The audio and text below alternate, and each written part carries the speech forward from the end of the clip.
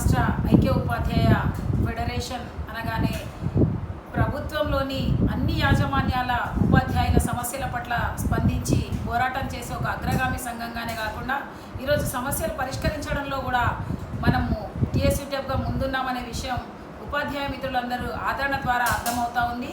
మరి గత ప్రభుత్వంలో ఉపాధ్యాయుల బదిలీలు చేపట్టాలి, పదోన్నతులు చేపట్టాలి, నియామకాలు చేపట్టాలి అని మనం చేసిన పోరాటాల ఫలితంగానే ఇప్పుడు నూతన ప్రభుత్వం వచ్చిన వెంటనే ఉపాధ్యాయ బదిలీలు, పదోన్నతులు, నియామకాలు కూడా చేపట్టడం అనేది జరిగింది.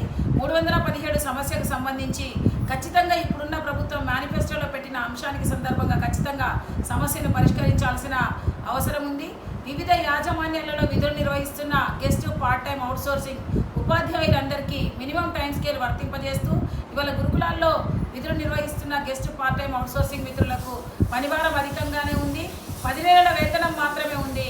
మరి 12 నెలల వేతనం కూడా వారికి చెల్లించాలని చెప్పేసి డిమాండ్ చేస్తూ ఉన్నాము.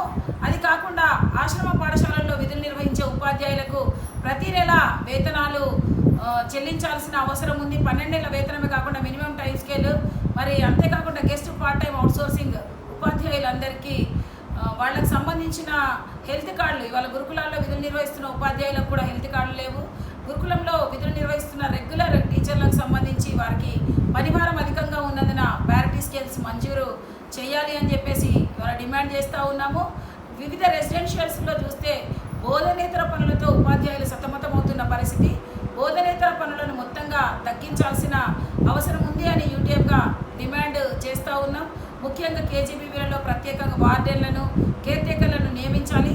పెండింగ్లో ఉన్న అనేక బిల్లులు రాష్ట్ర ప్రభుత్వం పెండింగ్ బిల్లులు విడుదల చేస్తామని చెప్పేసి హామీలు ఇచ్చి వాళ్ళ పెండింగ్లో ఉన్న అనేక బిల్లులను వెంటనే విడుదల చేయాలని చెప్పేసి డిమాండ్ చేస్తున్న సందర్భంలో గత వారం రోజులుగా మేము చేస్తున్న సభ్యత్వ నమోదు కార్యక్రమంలో ఉపాధ్యాయులు ఏ యాజమాన్య ఉపాధ్యాయుల దగ్గరికి వెళ్ళినా మంచి స్పందన లభిస్తూ ఉంది.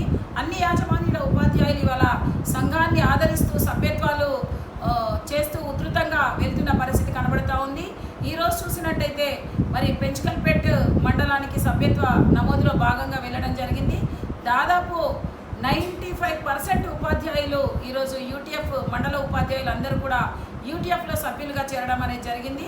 వారంతా కూడా దాదాపుగా ఎక్కువ మంది అందులో నూతన డిఎస్సిగా 2025 డిఎస్సి ద్వారా నియామకమైన ఉపాధ్యాయులు, మరి కేజీబీవీ సోదరిమణులు, మరి ఆశ్రమ పాఠశాలల ఉపాధ్యాయులు, మరి ప్రభుత్వ పాఠశాలల ఉపాధ్యాయులు. అంటే కేవలం సభ్యత్వం అనే కాకుండా మనం చేసే కార్యక్రమాలకి చేదోడు వాదోడుగా ఉండడానికి మరి వాళ్ళు అనేక మంది ఉపాధ్యాయులు ఇతర సంఘానికి సంబంధించిన వాళ్ళైనప్పటికీ వివిధ మండలాల్లో కూడా వాళ్ళు జనరల్ ఫండ్ రూపంగా కూడా సంఘాన్ని ఆదరిస్తూ వాళ్ళు పోరాటాలను ప్రోత్సహిస్తున్న పరిస్థితి కనబడుతూ ఉంది.